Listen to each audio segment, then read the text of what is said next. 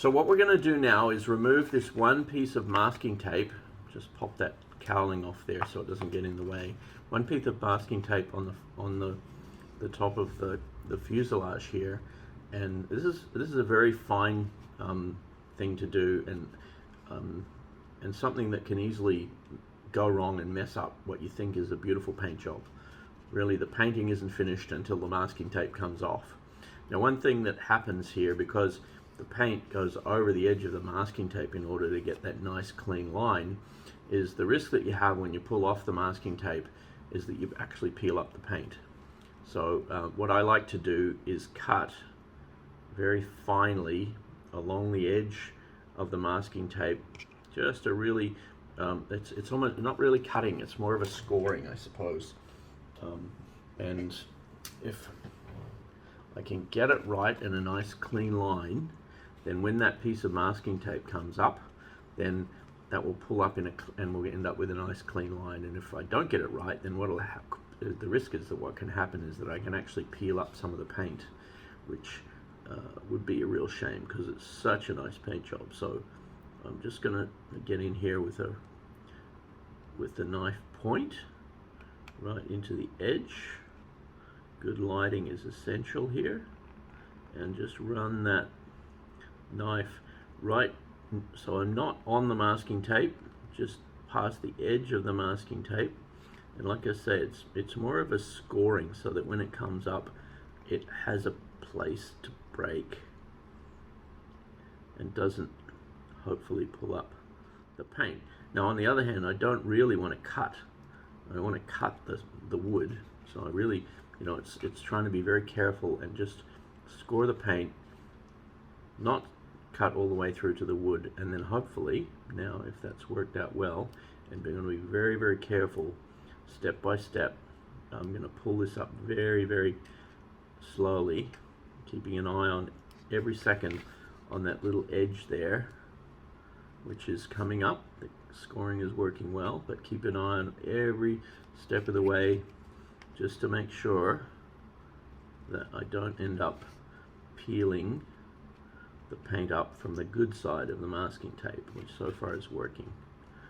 And I'm going to keep on going very, very cautiously and carefully here. Have to be careful. See, just even feeling a touch of resistance there makes me feel like I just need to score just a little more. That's a little better. If I feel like I'm pulling the paint up, then I don't want to do that. So here I can feel that I'm actually pulling up paint. That's better.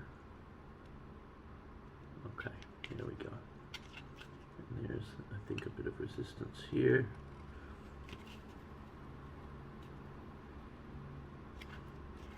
And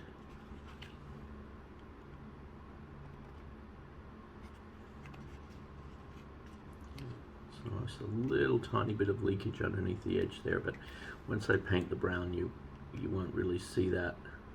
And honestly, it's being really picky, but you tend to do that when you're using a microfoam glass to watch what's happening here. A little bit of bleeding under the edge all the way along.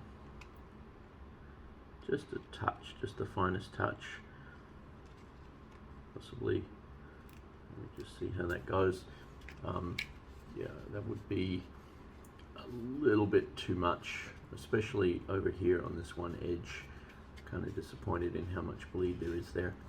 It's perfect on this side, but the bleed is there. So we got our masking tape off. So what I'm going to do next is I'm going to mask the other side. I'm going to put the masking tape over this side so that then we can paint around the cockpit.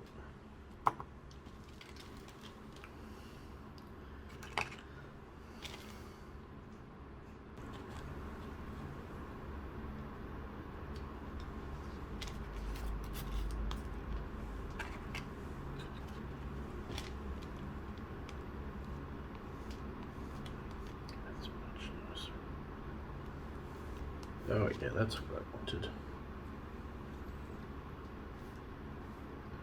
I wasn't going to talk, but this is the hunter green that I picked up because I wasn't happy with how dark that other one was not.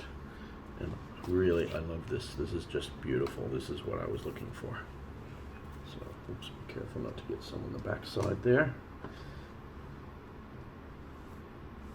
But it'll take a couple coats, but this is going to be perfect.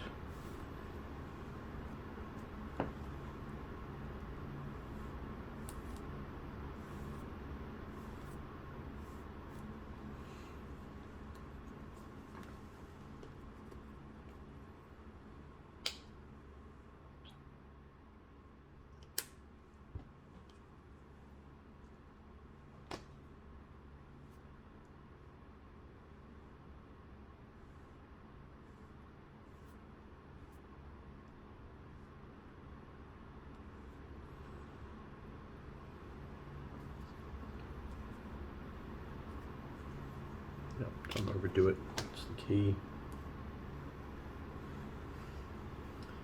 Just wait for the second coat. I think, yes, don't overdo it. All right. Now we'll finish the rudder in the elevator. This is the ivory. I'll just use this small one.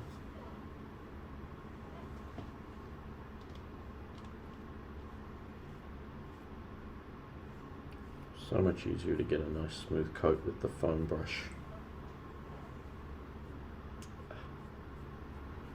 Let's do that. Get it into the slot. I'm gonna have to clean that out. There's a little slot there that's for the control arm for the servo, and of course I don't really want to fill that in because well, I'd have to dig it out later. So again, this is going to be 2 coats to get it nice. And let me see if I can. So I don't want to again try and get this.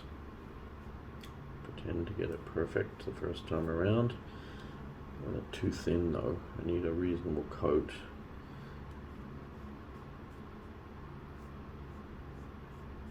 Okay, get a little bit of that. So we can get a little bit of fine leftover balsa wood here, and the pieces from before to sort of clean out that tag. So what it's going to use.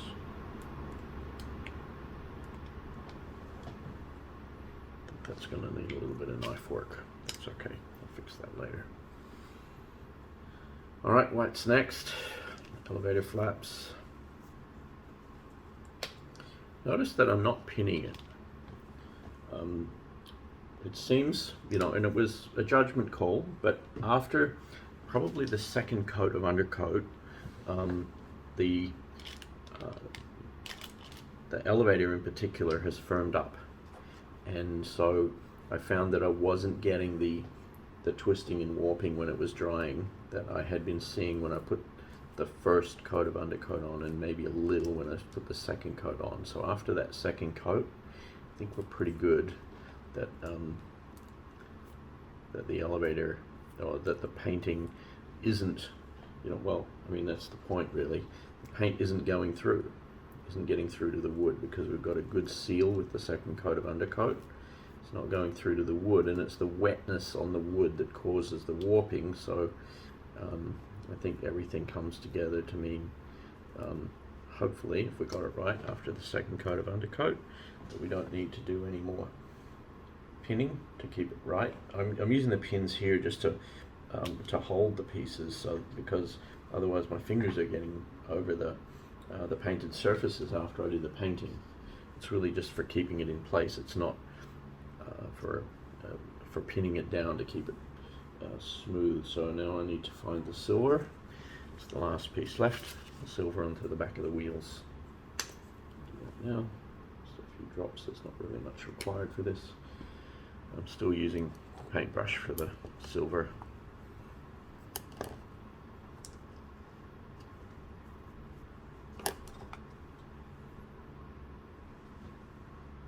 And in this case, I'm painting outside the bushes. Those are, if you remember, the plastic bushes that push through the middle of the wheels. That'll provide a nice smooth spin of the wheels, so the wheels will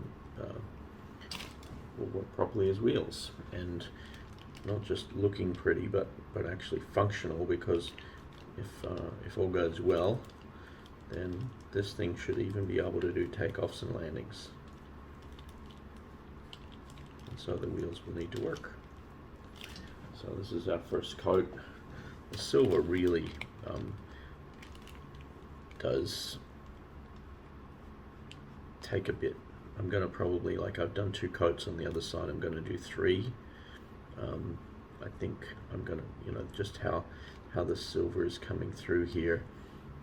It's really not forming a really thick surface on the 2 coats of primer that I've already got on here. So it's a question of patience. Maybe more than anything in this game, painting is the patience game.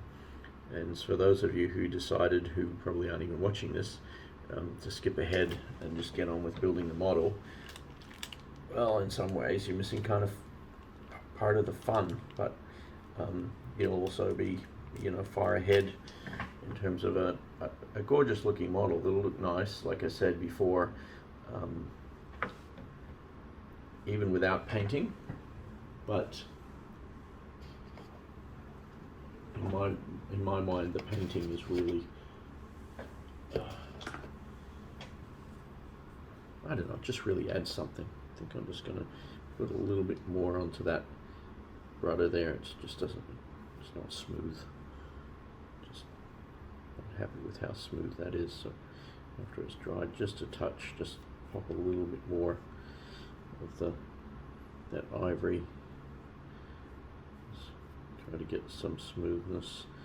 I will sand it as well, just so you know, between coats. Very fine sandpaper. This is an 800, almost like polishing rather than sanding.